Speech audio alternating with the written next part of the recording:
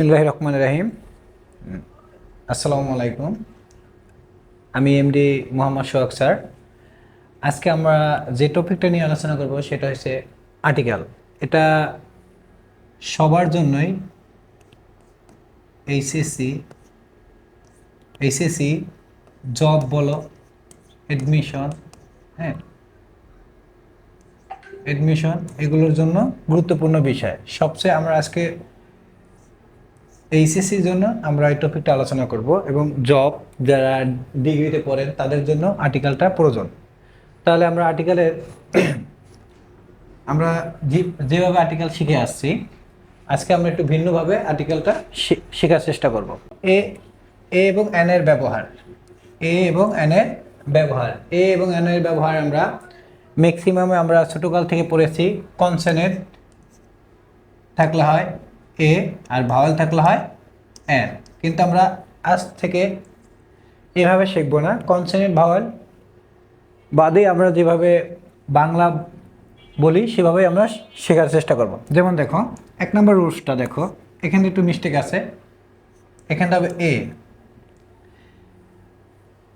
বাংলা শব্দের বাংলা উচ্চারণের প্রথম অক্ষর যদি স্বরবর্ণ হয়, সরি এখানটা এনে হবে, হ্যাঁ, স্বরবর্ণ হয়, যদি স্বরবর্ণ হয়, স্বরবর্ণ আমরা কি কি স্বরবর্ণ, স্বরবর্ণ আমরা জানি অ, আ, রস্বই, এগুলো হচ্ছে স্বরবর্ণ। স্বরবর্ণ যদি পাই আমরা শব্দের বাংলা উচ্চারণের প্রথম অক্ষর যদি স্বরবর্ণ হয় তাহলে আমরা কি বসাবো?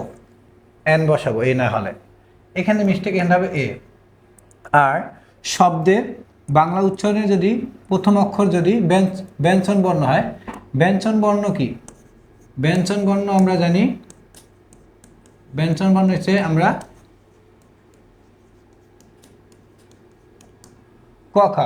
এখন দেখো, এগুলো যদি আমরা পাই, ব্যঞ্জন বর্ণ পেলে এ বসাবা, আর স্বরবর্ণ পাইলে আমরা কি বসাবা? এন। স্বরবর্ণ পাইলে এন বসাবা। তাহলে আমরা একটু উদাহরণের মাধ্যমে দেখা যায়। উদাহরণটা দেখি, দেখো এখান থেকে খেয়াল করো, এক্সাম্পলটা দেখো। এক্সাম্পল হচ্ছে 1 নম্বর, যদি আমি লিখি he has dash, he has dash toy. এখন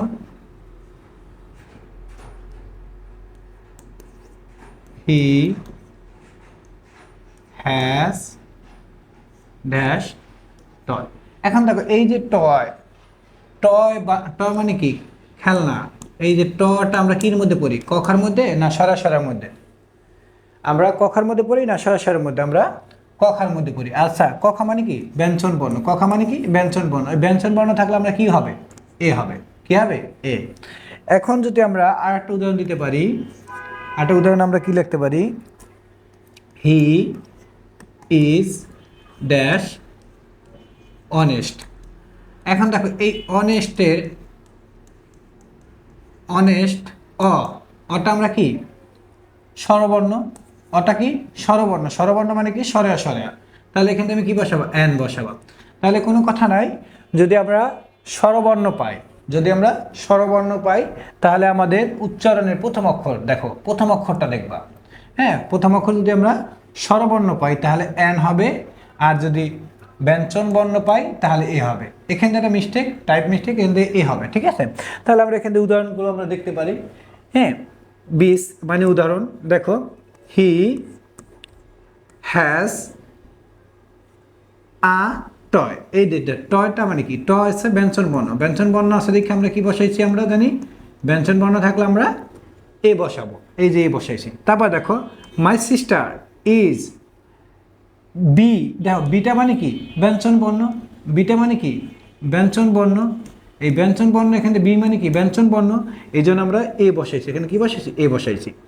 এরপরে দেখো 3 নম্বর উদাহরণটা দেখো, হি ইজ অনেস্ট। দেখো, অনেস্ট মানে কি? স্বরেয়া। স্বরেয়া মানেটা কি? অ মানে কি? স্বরে বর্ণ। স্বরে স্বরবর্ণ। তাহলে আমরা এখানে কি বসাইছি? আমরা এখানে আমরা এন বসাবা, কেন স্বরবর্ণ হলে কি এন হবে। এরপরে আমরা রুলস নাম্বার 2তে দেখি। রুলস নাম্বার 1 2 গেল, চলে গেল। এখন আমরা এসে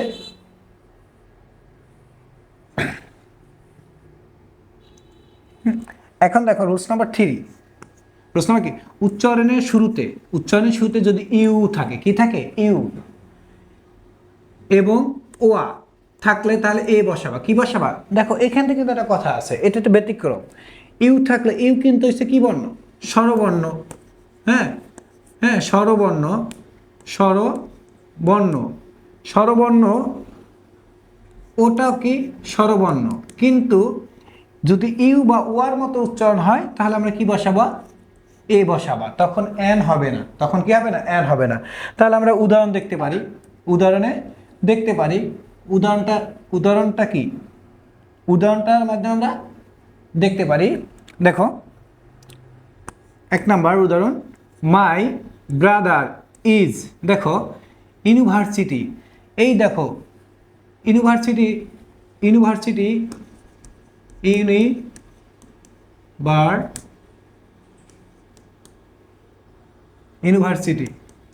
ইউনিভার্সিটি বানাম দেখো, ইউনিভার্সিটি। দেখো এই ইউ আছে, ইউর মতন পেলে এর মতন পেলে কি হবে তোমার, তখন তুমি কি বসাতে পারবে না, স্বরবর্ণ থাকা সত্ত্বেও তখন তুমি এন বসাতে পারবে না, তখন এ বসবে। কি বসবে, এখানে এ বসাইছি আমরা। দেখো এখানে ইউনিভার্সিটি আমরা কি বসাইছি, ইউ আছে, রস্যই আছে, কিন্তু স্বরবর্ণ, কিন্তু আমাদের ইউর মতন উচ্চারণ হয়েছে, কির মতন, ইর মতন হয়েছে ইউ। আর হচ্ছে ওয়ার মতন উচ্চারণ হলে আমরা কি বসাবা, এ বসাবা। কি বসাবা, এ। তাহলে এখানে দেখো, আই হ্যাভ 1 টাকা নোট, তাহলে আমি লিখছি কি, এ টাকা নোট বা টাকা নোট। হ্যাঁ, তাহলে আমরা দেখো এখান থেকে বসেছি কেন, এই দেখো ওয়ানটা কি বানাম, এই দেখো ওয়ানের লাগে আমরা এই ওয়া শব্দটা পাইছি। হ্যাঁ, ওয়া শব্দ পাইছি, এই জন্য আমরা এখানে কি বসাইছি, এখানে আমরা এ বসাইছি।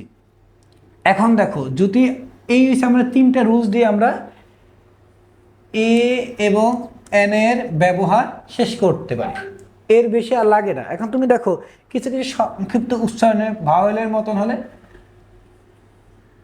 হ্যাঁ কিছু, এখানে 4 নম্বর রুলসটা কি, সংক্ষিপ্ত শব্দের প্রথম অক্ষর ভাওয়াল এর মতন উচ্চারণ হলে তার পূর্বে কি বসবে, এ বসবে। ভাওয়াল মানে কি, তোমাকে আমি পড়াইছি, ভাওয়াল তো দরকার নাই, আমরা স্বরবর্ণ, কি বর্ণ, স্বরবর্ণ। ভাওয়াল কি বর্ণ, স্বরবর্ণ।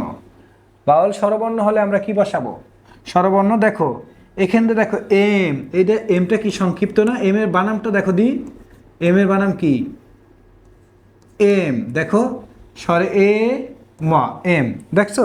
তাহলে এই এম এর উচ্চারণটা কিন্তু প্রথম অক্ষরটা কি বসছে, প্রথম অক্ষরটা এ আছে। এ মানে কি বর্ণ, এ মানে স্বরবর্ণ। এ মানে কি বর্ণ, স্বরবর্ণ।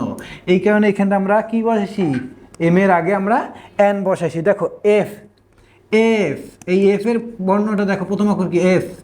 দেখো এ আছে, এফেও কি আছে, এ আছে। তাহলে তুমি এই এফ বর্ণ থাকা সত্ত্বেও আমরা সংক্ষিপ্ত, এই জন্য আমরা এখান থেকে কি বসাই, এ। তোমাদের ভাওয়াল দরকার নেই, তোমার কথা হচ্ছে স্বরবর্ণ পেলে আমরা এ বসাবো, এন বসাবা। হ্যাঁ সরি, স্বরবর্ণ থাকলে তুমি কি বসাবা, এন বসাবা। আর যদি ব্যঞ্জন বর্ণ পাও তাহলে তুমি কি বসাবা, ব্যঞ্জন বর্ণ পাইলে তুমি বসাবা এ। এটাই হচ্ছে তোমার হচ্ছে মেইন, হ্যাঁ, এ বসাবা। তাহলে আমাদের কথা হচ্ছে কি, ব্যঞ্জন বর্ণ মানে হচ্ছে এ, স্বরবর্ণ মানে হচ্ছে এ। আর একটা হচ্ছে কি, এ হবে ইউ বা ওয়া থাকলে, এই দুটা জিনিস থাকলে হচ্ছে এ বসে। শুধু একটা জিনিসের ক্ষেত্রে আমরা স্বরবর্ণ পাইলে আমরা কি বসাবো, এন বসাবা। এখন আমাদের এই এ এবং এন এর ব্যবহার একেবারে ক্লোজ। এখন আমরা দার ব্যবহার একটু দেখি, যা আমরা এতদিন, এখন খেয়াল করো দায়ের ব্যবহার। হ্যাঁ, দায়ের ব্যবহার দেখো, শূন্য স্থানের, এখানে র হবে, শূন্য স্থানের পরে একটি ও দুটি শব্দের পরে একটি ও দুটি শব্দের পরে অ, আরেকটা জিনিস লেখা হলো অব বা ইন থাকলে শূন্য স্থানে দেখো এর জায়গায় দা বসাবা। দেখো কত সহজ একটা রুলস। আবারও বলি, শূন্য স্থানের পরে একটি বা দুটি শব্দের পরে যদি অফ বা ইন থাকে তাহলে শূন্য স্থানে তুমি কি বসাবা? দা বসাবা। সহজ একটা রুলস, খেয়াল করো একটু, আবার রুলসটা একটু খেয়াল করো তোমরা। হ্যাঁ, দেখো দার ব্যবহার কত সহজ। তাহলে দেখো রুলস দার ব্যবহার কি, এটা একটা শূন্য স্থান, এই শূন্য স্থানের হ্যাঁ শূন্য স্থানের স্থানে এখানে র হবে, শূন্য স্থানের পরে একটি ও দুটি শব্দের পরে অফ আরটা লেখে নাও ইন, অফ ইন থাকলে তাহলে শূন্য স্থানে কি বসাবা? দা বসাবা। কি বসাবা? দা বসাবা। দেখো আমরা উদাহরণ দিতে পারি। দেখো ঢাকা ইজ, এইখানে একটা শূন্যস্থান ছিল। হ্যাঁ, এই দেখো সিটি একটা ওয়ার্ড, মানে একটা শব্দ, ওয়ার্ড বা শব্দের পরে কি আছে? অফ আছে। তাহলে দেখো শূন্যস্থানের পরে একটি শব্দ আছে কি? সিটি, সিটির পরে কি দেবে? তাহলে আমি কি বসাবো? দা বসাবো। কেন? এই সিটি একটা ওয়ার্ড, ওয়ার্ডের পরে কি আছে? অফ আছে, বা এখানে ইনও থাকতে পারে, তাহলে তুমি কি বসাবা? দা বসাবা। তাহলে কি বসাবা? দা বসাবা। তাহলে দেখো Dhaka is the city of Bangladesh, কেন আমরা ডিপেন্ড করছি? এখানে দেখো উদাহরণটা আমি এখানে লিখে বুঝাই। ঢাকা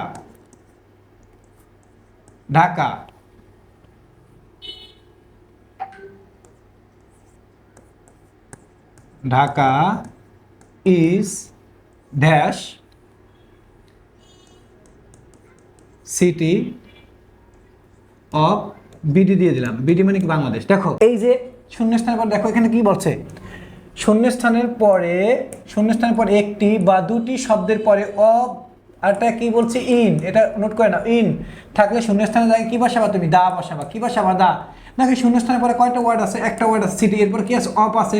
তাহলে আমি কি বসাবো ভাইয়া? দা বসাবো। তাহলে এই দেখো দায়ের কত সুন্দর রুলস।